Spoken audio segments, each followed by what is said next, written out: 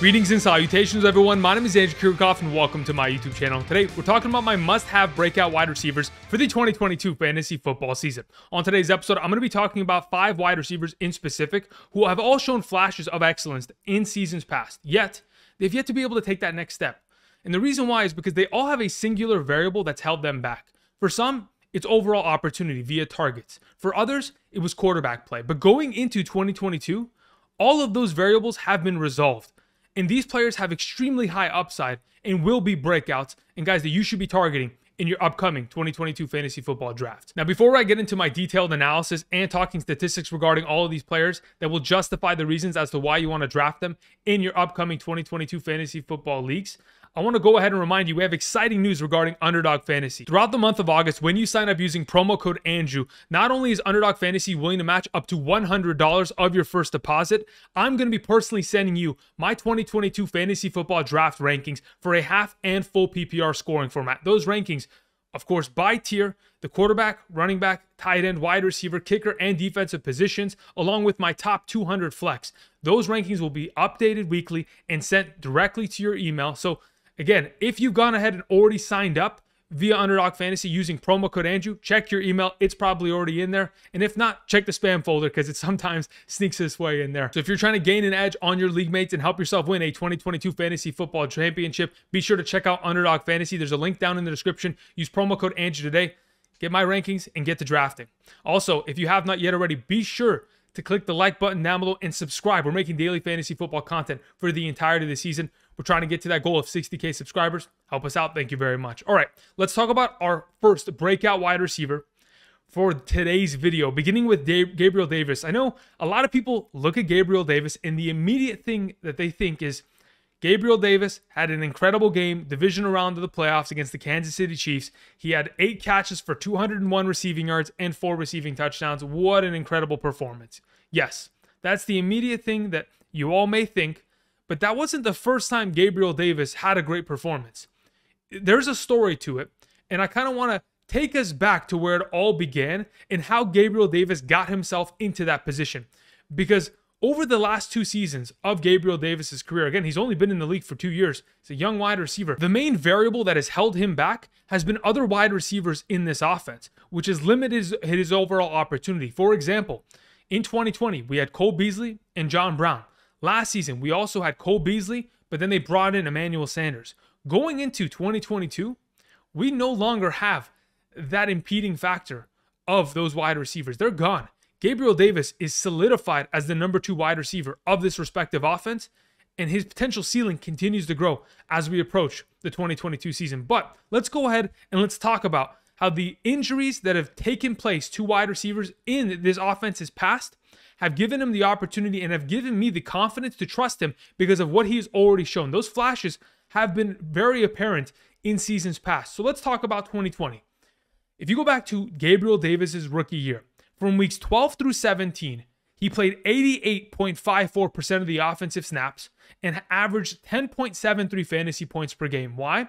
Because other wide receivers in the respective offense got injured and he had to step up and play. Now, after the 2020 season concluded, we go to 2021, they bring in Emmanuel Sanders, and Gabriel Davis once again takes a back seat. But as the NFL works its magic and the reality of the sport begins to kick in, injuries take place to the point that from weeks 14 through 18, Gabriel Davis last season played 88.2% of the offensive snaps between those weeks while averaging 11.68 fantasy points per game. So like I've mentioned, once wide receivers have gone down in this offense, he steps up and he plays extremely well, despite the fact that there is still the number 1 receiving option in this offense, Stephon Diggs, being able to get himself a lot of work. We have Dawson Knox last season ending up playing extremely well, being a red zone threat. But Gabriel Davis, he's contesting in those opportunities, and he's found himself his own level of success that has me extremely excited going into 2022. Now, besides the success that he's found because of the opportunities he's been given, we have to talk about, once again, the fact that there is no more Cole Beasley and there is no more Emmanuel Sanders in this offense. Again, the amount of potential vacant opportunities via targets is going to be ginormous. We're talking about Cole Beasley and John Brown, who in 2020 combined for 159 total targets. In 2021, Cole Beasley and Emmanuel Sanders accounted for 184 targets. the vacancy of those respective targets are obviously going to be spread around. They still have other wide receivers beside Gabriel Davis, yet he is going to be the dominant number 2 in this respective offense. Now, the truth of the matter is the dominant number 2 in this respective offense has found success over the last 2 years. Let's go back to last year. Cole Beasley, weeks 1 through 8, averaged 9.83 half PPR fantasy points per game. Fantastic. We go back to Emmanuel Sanders, weeks 1 through 6 of last year, averaged 13 fantasy points per game. And then eventually got injured, fell off, and then the arrival and the emergence of Gabriel Davis took place. Now, the stat that I went ahead and put up on screen, in games in which Gabriel Davis has played 70+% of the offensive snaps in his career thus far. There's only been 14 games in which he's done so, including the playoffs. He's averaged 12.33 fantasy points per game. There is a lot of potential for this young wide receiver, especially considering how elite this respective offense has been. I mean, in his career, Gabriel Davis has still found success even with little amounts of opportunity. To give you a stat, in games throughout his career, regular season, that he's had 3 or more receptions, okay? That's it. We're talking about a bare minimum of 3, okay? Or more. 11.3 fantasy points per game. Not a lot of other wide receivers will be able to accomplish that. And when you're talking about an offense that Josh Allen is completely tearing up defenses with, and the fact that this offense has targeted their respective wide receivers the second most amount of times since 2020, the potential just continues to grow for Gabriel Davis. Now, like I mentioned, Josh Allen over the last 2 seasons has at a minimum put up 4,400 passing yards and 36 plus passing touchdowns. Those are minimum numbers for Josh Allen. There's a reason why he's been the number 1 fantasy quarterback over the last 2 seasons. But with Josh Allen under center, it will continue to allow more and more opportunities for this offense to score touchdowns. I mean, that just makes sense. If the guy's throwing 36 touchdowns minimum, well, of course, Gabriel Davis should be able to get himself involved in those regards. Well, that's exactly what he did. In 2021, Gabriel Davis had the 14th most red zone targets amongst all NFL receiving options last year. He had 17 total targets in the red zone, and he had 8 total targets inside the 10-yard line. Those are great opportunities, especially in comparison to wide receivers like Cole Beasley and Emmanuel Sanders. In fact, Cole Beasley and Emmanuel Sanders last season in the red zone, 23 total targets, 9 from inside the 10-yard line.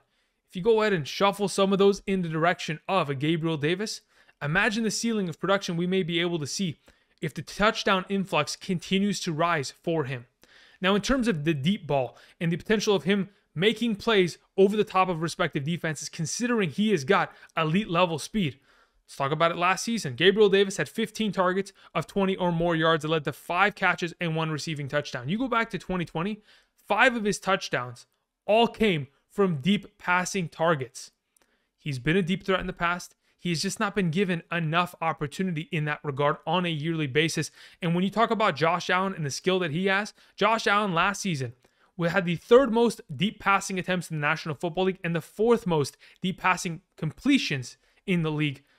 77 attempts, 32 completions for 1,051 yards and 5 passing touchdowns. It was a little bit of a dip in terms of touchdowns completed in comparison to the year before, but we know this offense is going to continue to air it out regardless of who is the offensive coordinator. I understand Brian Daboll leaving may have some of us concerned, but Ken Dorsey's been with the team over the last couple of years. He's learned this offense, and he's going to continue to exploit defenses with the talent that they have. Now, some of the final notes I wanted to cover regarding Gabriel Davis has to do with other target competition within his own respective offense. Obviously, we talked about a couple wide receivers leaving. They also added a couple wide receivers. Jamison Crowder, formerly of the New York Jets, he went ahead and signed with the team. They also brought in Khalil Shakir. He's a 5th-round pick in the 2022 NFL Draft. They still have Isaiah McKenzie. And the reason why I wanted to talk about these 3 specific wide receivers within the Bills offense is because they are all slot wide receivers.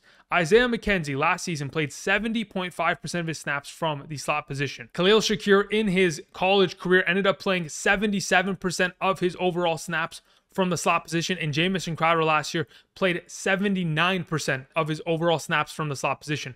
These are all slot receivers, and though they will use Gabriel Davis in the slot at times, we have to remember that he is still going to be the number 2 wide receiver on the field when they go into 12 personnel, 2 wide receiver sets. He's obviously always going to be out there in 3 wide receiver sets, but just understand there's nobody coming to take his job.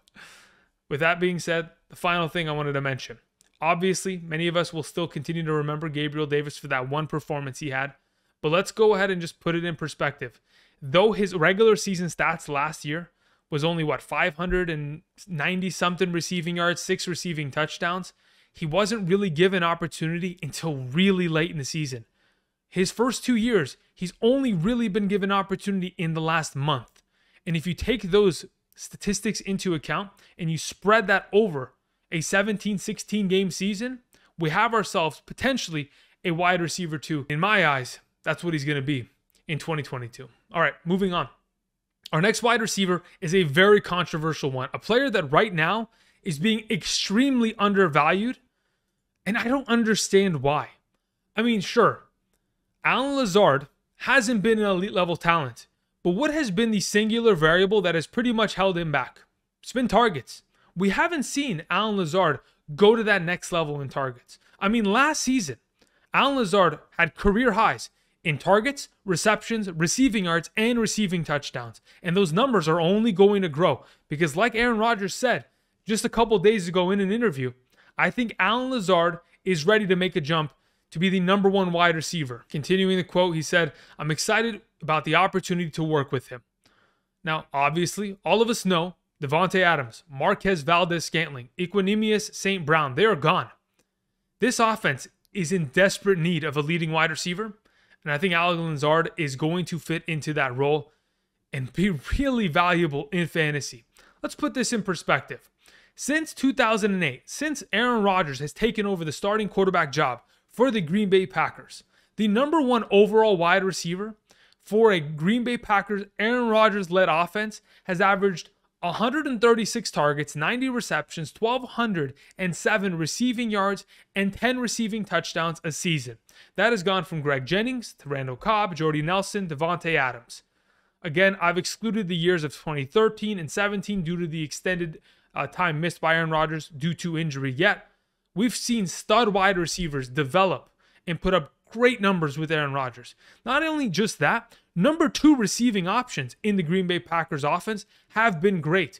From years 2008 to 2016, we saw the #2 receiving option of this offense average 107 targets, 68 receptions, 997 receiving yards, and 10 receiving touchdowns. Again, I didn't count after 2016 because who's been the #2 receiving option in this offense over the last 3 years? Aaron Jones. There hasn't been a #2 receiver in this offense, really. So when we take that into consideration, the potential that Allen Lazard has filling into this offense and being the #1 receiving threat, coming off of a season in which he set career highs in all of his statistics, and then you go ahead and just take a deeper dive. I understand you may hesitate on the idea of drafting Allen Lazard, but hear me out. Last season, weeks 14 through 18, per game averages 5.6 targets, 4.2 receptions, 58 receiving yards, and a touchdown per game. That's a 14.54 fantasy point per game average. When you go ahead and look at the last 2 seasons of Allen Lazard's career, anytime he's been targeted 6 or more times, he's averaged 14.34 fantasy points per game. Anytime in his last 2 seasons, he's been given enough opportunity to catch the ball 4 or more times, he's averaged 16.08 fantasy points per game. Give this man opportunity and he's going to deliver. That is the case. And when we talk about the Green Bay Packers offense, last year, they targeted their respective wide receivers the 10th most amongst all teams in the National Football League. 366 of their overall targets were dedicated to wide receivers. Now, if you want to go ahead and talk about the vacancy of targets going into this season, well, when we exclude Davante Adams, Marquez Valdes-Scantling, and Equanimeous St. Brown's overall statistics last season, there's a 241 target vacancy just from last year alone. If you take all 3 of those wide receivers over the last 2 seasons, we have an average of 230 vacant targets. Again, Allen Lazard, the numbers continue to creep potentially in his direction. Now, if you want to go ahead and crown Allen Lazard as the #1 receiving option of this offense, can he get to a point where he is seeing Davante Adams' opportunity again? Over the course of the last 2 seasons, Davante Adams averaged 10.96 targets per game, 20.36 fantasy points per game over a 28-game span. I understand those numbers are not going to be accessible for Allen Lazard, but we're not asking for much. We're talking about a wide receiver who's being extremely undervalued and has the incredible upside of being associated and being the #1 receiving threat for an Aaron Rodgers-led offense, yet I continue to see a lot of people ignore that. Now, I hear your arguments. I can hear the other side of this conversation. Andrew, without Davante Adams, what is Aaron Rodgers going to do? Well, let's talk about the history in which, of course, without Davante Adams in the lineup over the course of the last 3 seasons, how well has Aaron Rodgers produced? There have been 8 such games in which Davante Adams has left the game early due to injury or has just not played altogether. In those games, Aaron Rodgers averaged 23 fantasy points per game with 286 passing yards and 2.63 passing touchdowns per game with a 67, almost 68% passing completion percentage. Aaron Rodgers is going to get the job done regardless of who is in front of him. Obviously, his overall upside for touchdowns are going to be limited, but in terms of what we've seen, Aaron Rodgers is going to be perfectly fine without Davante Adams. Now, I went ahead and did a little bit more digging throughout those 8 games to kind of see what kind of target representation we saw between wide receivers, running backs, and tight ends, because we've talked about it already a lot this offseason. Green Bay Packers running backs have seen a lot of targets in the absence of Davante Adams from the lineup. So when I go ahead and look at those 8 specific games, the wide receiver position managed to get 45.5% of the overall targets. Running back position, 33.7%, and tight ends managed with 20.78% of the overall targets. So in terms of the distribution, the wide receiver position, not that many targets, but there's still enough. Again, he was targeting the wide receiver position about 15 times per game when Davante Adams was out. And those wide receivers were catching the ball about 8.63 times for 130 yards and 0.75 receiving touchdowns per game. Again, a lot of overall potential that a lot of people are missing for some reason. And I understand it may be difficult to trust and draft Allen Lazard, but his price tag isn't that high. We'll talk about it in just a bit, but I wanted to also mention some details regarding where they can potentially play Allen Lazard, because what Davante Adams does so well is route running and finding separation. Whether he was out wide or in the slot, he found himself consistent success. And when we look at what Allen Lazard has done himself in the slot position or out wide, last season, amongst all Green Bay Packers wide receivers, Allen Lazard was second in slot targets with 31 for 24 catches, 293 yards, and 4 receiving touchdowns. He had the third most 20 or more passing yard deep targets last season for the Green Bay Packers. Obviously, Marquise Valdes-Scantling and Davante Adams led that category. They both combined for 47 targets from deep for 18 receptions. But Allen Lazard, he was able to get the job done. 10 targets, 5 catches, a 50% catch rate in that regard, 157 total yards, and 2 receiving touchdowns. Those numbers are always going to creep forward as he'll continue to see the opportunity in those regards. The final things that I wanted to mention regarding Allen Lazard: the history of rookie wide receivers with Aaron Rodgers, because it is a very documented one, and we continue to go over this year over year. Do not trust Aaron Rodgers with rookie wide receivers. He has a hard time trusting them. So I'm not going to trust the idea of, some of these wide receivers that have been drafted. We have Christian Watson, Romeo Doubs, that have kind of put their names in the hat in terms of, hey, maybe we can be immediate threats in this offense. It's going to be a stretch. I know Christian Watson's already injured. Romeo Doubs is pulling together himself some hype in the training camp, the beginning of training camp. But ultimately, we're talking about a history in which Jordy Nelson, in his rookie season, did not find much success. 33 catches, 360 yards, 2 catching touchdowns. Randall Cobb, his rookie year, 25 catches, 375 and a touchdown. Davante Adams, his rookie season, 38 catches, 446 and 3. Marquise Valdes-Scantling, 38 catches, 581, 2 receiving touchdowns. Equanimeous St. Brown, 21 catches, 328 and 0 receiving touchdowns. So basically, we're getting ourselves about 35 catches on average for 300 yards and 1 or 2 touchdowns. That's what rookie wide receivers have been for Aaron Rodgers. And the 10 other rookie wide receivers he had throughout that span of time since 2008 were so irrelevant in terms of their overall standing. I'm not even going to mention them. Like, I have the numbers here. They didn't put up anything. So if we can't trust the other rookie wide receivers in this offense, we certainly can't trust Randall Cobb or Sammy Watkins. These are 2 aged veterans. I mean, Sammy Watkins hasn't played a full season since 2014. I mean, Randall Cobb hasn't played a full healthy season since 2015. Sammy Watkins hasn't had a season of 60 or more receptions since 2015. Randall Cobb hasn't had one of those since 2017. We're talking about players that are washed, and yet somehow, some way, Allen Lazard is currently being ranked and sometimes drafted as the wide receiver 40. I don't understand it. It doesn't make any sense to me. Alan Lazard should be coming off of draft boards far earlier. And hey, if you want to go ahead and let him come off the board late and steal him at a later ADP, by all means, go ahead and do so. That's how you're supposed to draft. But just understand, Alan Lazard is going to make some noise in 2022. Let's go ahead and move on to Rashod Bateman, wide receiver of the Baltimore Ravens offense. Now, of course, the big headline this offseason regarding the Baltimore Ravens was the trading of Marquise Brown to the Arizona Cardinals. And the opportunity that Rashod Bateman, a 2021 first-round pick, is going to have without Hollywood Brown in the lineup. Of course, when we look at Hollywood Brown's stats, last season, 146 targets, 91 receptions, 1,008 receiving yards, 6 receiving touchdowns. He finishes the number 23 overall wide receiver, yet he could have really been an ultimate top 15 guy if Lamar Jackson had stayed healthy, because when they were both in the lineup from weeks 1 through 13, Marquise Brown was averaging 13.77 fantasy points per game and was the number 17 overall wide receiver throughout that 11-game span. There was a lot of potential for upside with that combination. And after Lamar Jackson was injured, of course, Marquise Brown went back to scoring 5.86 fantasy points per game on a weekly basis, then asking for a trade. And even though Marquise Brown, throughout his tenure with the Baltimore Ravens, was targeted 22% of the time he ran a route, besides the fact that over the last year of his career, he was targeted 10 plus times in 7 games. I mean, if you take that into consideration, 2019-2020, he was only targeted 10 or more times by Lamar Jackson twice. He did that 7 times this last season. And then you go ahead and take into account that he scored 20 touchdowns in 39 games with Lamar.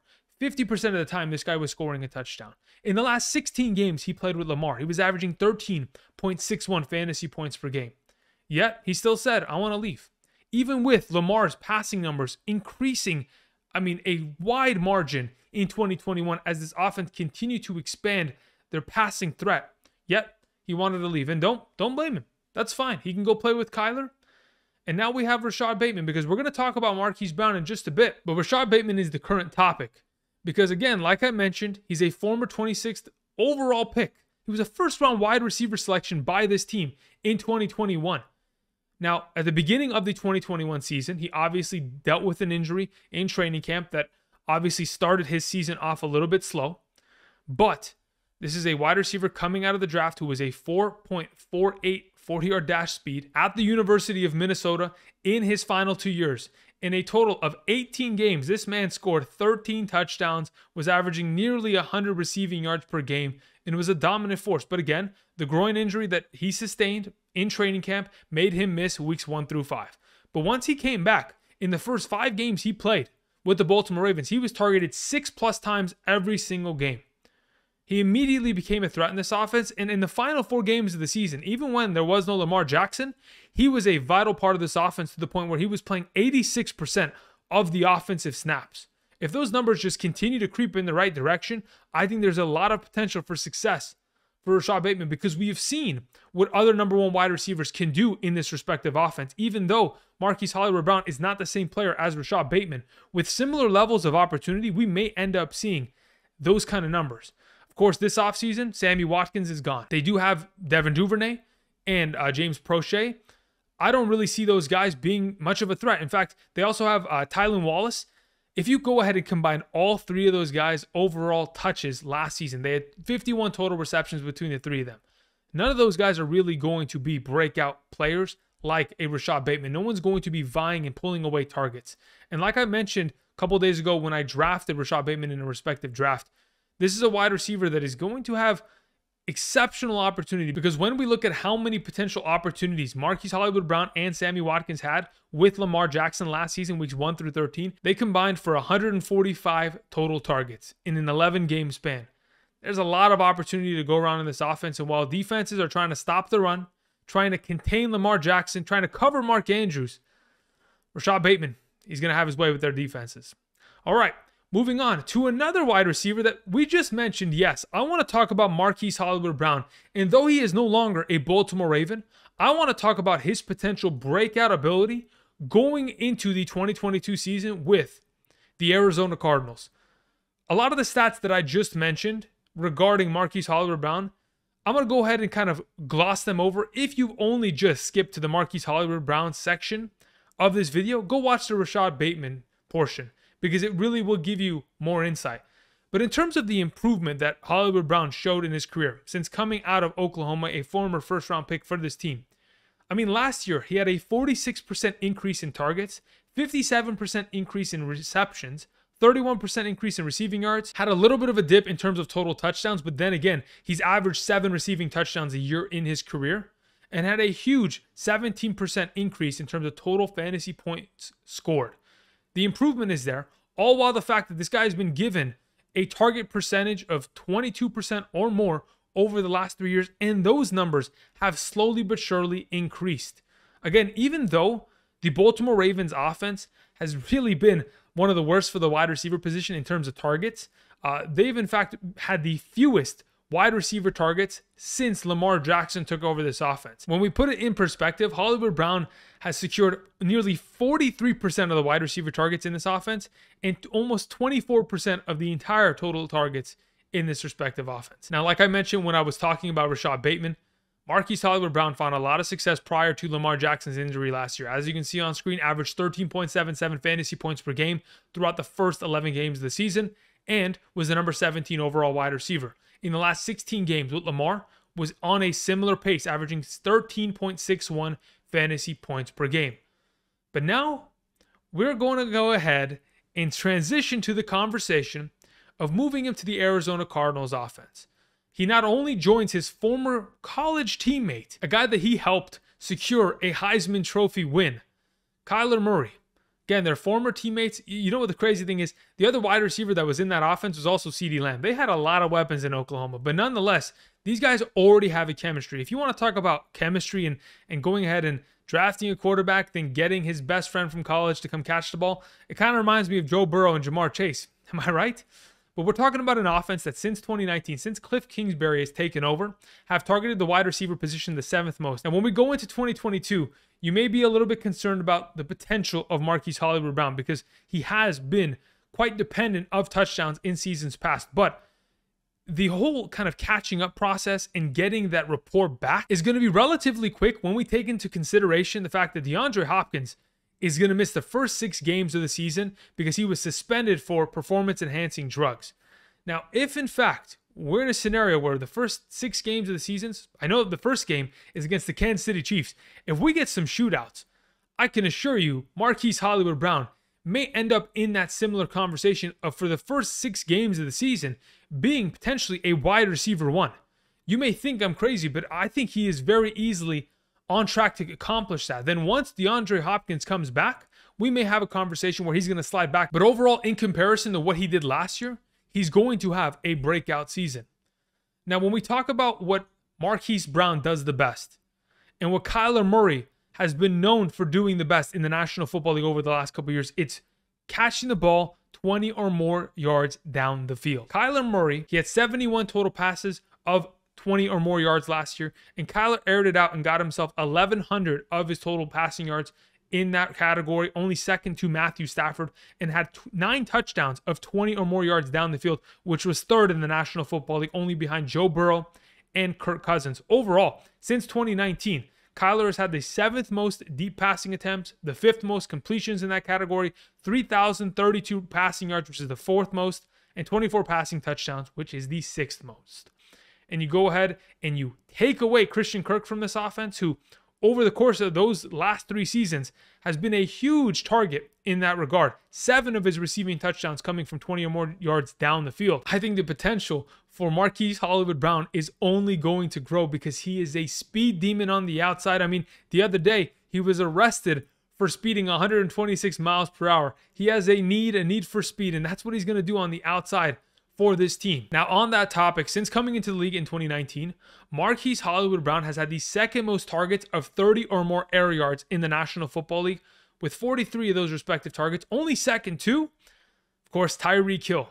It's the same type of receiving option. It's the same type of category. We're talking about elite level speed that is going to take the top off of a respective defense. And when you look at Lamar Jackson's deep passing completion percentage over the last 3 years, 36% completion percentage, 22 passing touchdowns, which is great, mainly because Hollywood Brown was making a lot of those plays. Don't forget, Marquise Brown has scored 21 touchdowns in the first 3 seasons of his respective career and found a lot of success. So when you look at this offense without DeAndre Hopkins for the first 6 weeks, it's a lot of time. With A.J. Green, Rondale Moore, and Zach Ertz, maybe James Conner threatening in terms of overall targets, I think Marquise Brown could very easily break out in the first 6 weeks of the season and then coast the rest of the way and still end up being a top 24 player. You may look to potentially draft him. Then after those first 6 weeks, once D-Hop comes back, unless you're someone who believes D-Hop's going to get injured, you may be able to potentially trade Marquise Brown and make some upgrades in that regard. The final wide receiver I wanted to mention is the second wide receiver that we want to talk about this offseason regarding the Denver Broncos offense. Jerry Jeudy. Again, the other day we talked about must-draft wide receivers. I talked about Courtland Sutton. I think the conversation regarding Jerry Jeudy is almost identical because the quarterback play is what purely elevates. Now, what I really wanted to mention first and foremost, though Tim Patrick didn't scare me in regards to the overall potential of Courtland Sutton, I thought Tim Patrick was a definite threat to Jerry Jeudy's overall success in 2022 prior to the season-ending ACL injury. Unfortunate it happened, but it is what it is. We move on. But the fact that there is no longer a Tim Patrick in this offense means that Jerry Jeudy is going to be out there on the field for all 2 wide receiver sets. And that in itself is going to be extremely valuable in his overall base floor and his overall potential for upside. Now, let's talk about Jerry Jeudy's career. 2020, rookie season, came in, Courtland Sutton tore his ACL. Here comes Jerry Jeudy. The opportunity has been granted. You got to take over.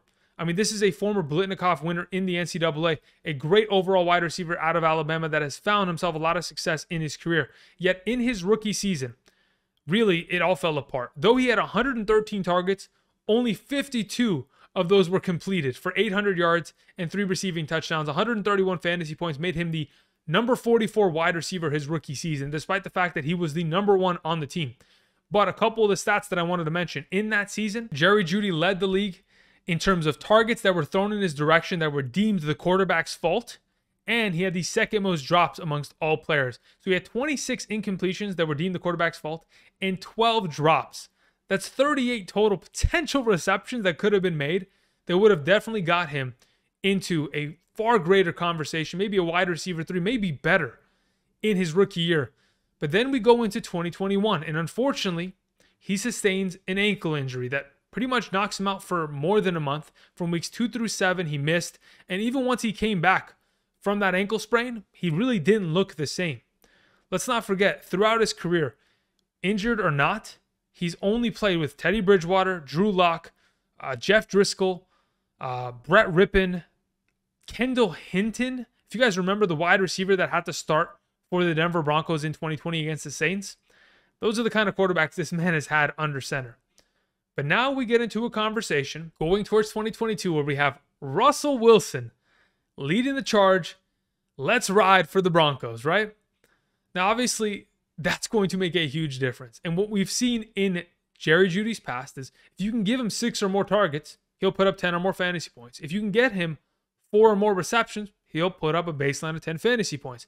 But I think those numbers, 6 targets, 4 receptions, those are minimums. We're going to go ahead and excel past that because of what Russell Wilson's been able to do in his career with Seattle and the energy and the momentum he's bringing to this Denver Broncos organization. Again, let's not forget, Russell Wilson, throughout his career prior to 2021, had always been a top 12 fantasy quarterback and had never missed a game due to an injury. 2021 was the first year. In fact, in 4 out of the last 5 seasons, he completed 31 plus passing touchdowns. If it wasn't for this last year, he probably would have done it again. This has been one of the most consistent quarterbacks in the league. And not only has he been consistent in terms of his personal play, but he's been able to help other wide receivers elevate their overall game.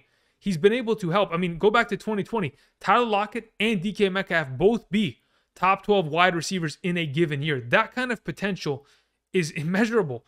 I mean, when you're able to function and help 2 wide receivers meet their potential and surpass it, makes me that much more confident that both Courtland Sutton and Jerry Jeudy can find success in this respective offense. Now, when we talk about the potential comparisons to Jerry Jeudy, it's not going to be in that DK Metcalf category because I've already put Courtland Sutton there. He's going to have to be the Tyler Lockett of this offense. If you go back to 2021, we saw Jerry Jeudy play majority of his offensive snaps from the slot position. In fact, it was 76.4% of them. But again, like I mentioned, when we talk about Doug Baldwin from 2015 through 2017 being a top 13 wide receiver in every single one of those years, Tyler Lockett, over the course of the last 4 seasons, has been a top 15 wide receiver in fantasy every single year.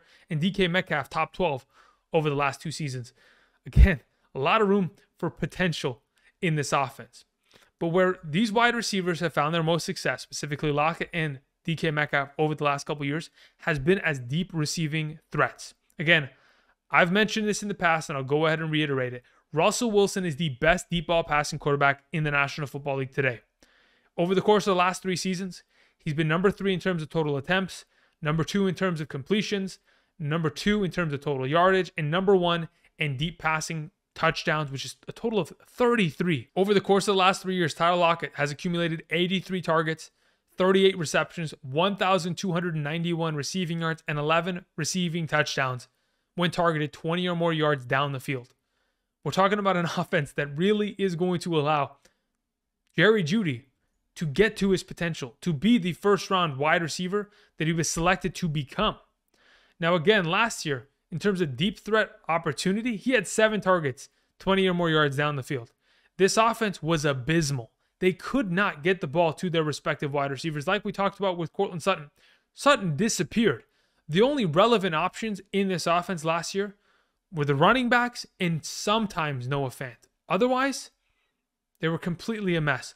But you bring in Nathaniel Hackett. You bring in Let's Ride Russell Wilson. I think we're going to see an evolved offense and a Jerry Jeudy like we've never seen before in 2022. That concludes my must-have breakout wide receivers for today's episode. Of course, there are other breakout wide receivers that have extremely high potential, but we'll cover those at a different date. Again, I want to remind you guys, if you have not yet already, check out Underdog Fantasy. If in fact you go ahead and do so today by clicking the link down in the description or using promo code Andrew. When you sign up, Underdog Fantasy is willing to match up to $100 of your first deposit. And of course, you will go ahead and be sent a personal direct email from me with my half and full PPR rankings. Those rankings will be updated weekly and sent to you once again up until September 3rd or 4th, the final weekend prior to the start of week 1 of the NFL season. Again, take advantage of that. You can either go over to Patreon and find my rankings. The subscription is there for $10 a month, or you can go ahead, sign up for Underdog Fantasy, put in potentially a $10 deposit, get a deposit match of $20, draft 4 puppy teams, get yourself into a best ball tournament, and get yourself drafting with my rankings. Check that out. Subscribe to the channel. And until tomorrow, thank you very much, guys, and I'll see you. Peace.